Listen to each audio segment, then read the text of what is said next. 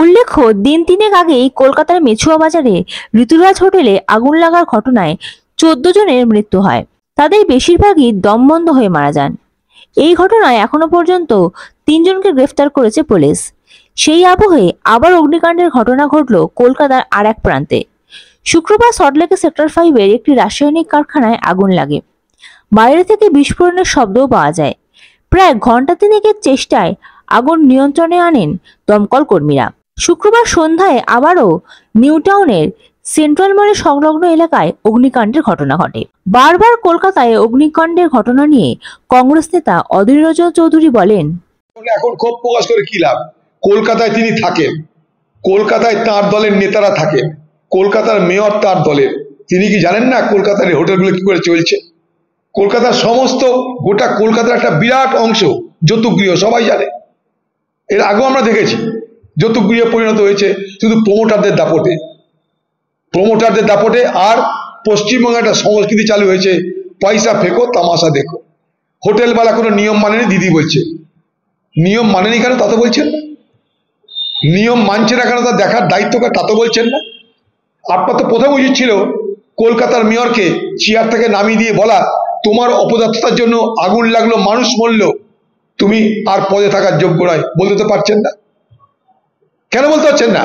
কলকাতা তো আপনাদের দখলে, সব কাউন্সিলর আপনাদের, সব বড় আপনাদের, আপনাদের মেয়র আপনাদের, সরকার আপনাদের, মন্ত্রী আপনাদের, দমকল আপনাদের, সব নগর উন্নয়ন মন্ত্রক আপনাদের।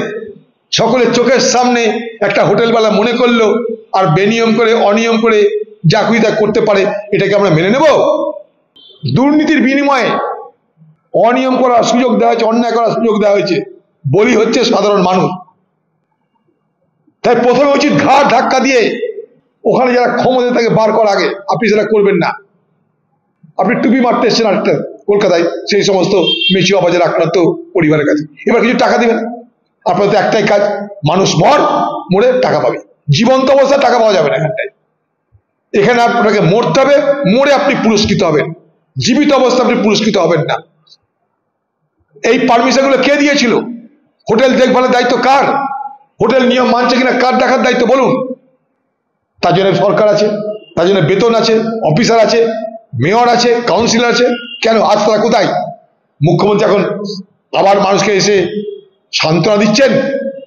আপনি মৃতের দেহে আতর ছড়াচ্ছেন, মৃতের দেহে আতর ছড়িয়ে বাংলার মানুষকে বুদ্ধ বানানোর চেষ্টা করছেন। Bureau report, ND Bangla news. সবার আগে সব খবর, সঠিক খবর পেতে ফেসবুক পেজটি ফলো করে এবং ইউটিউব চ্যানেলটি সাবস্ক্রাইব করে রাখুন আর শেয়ার করতে ভুলবেন না।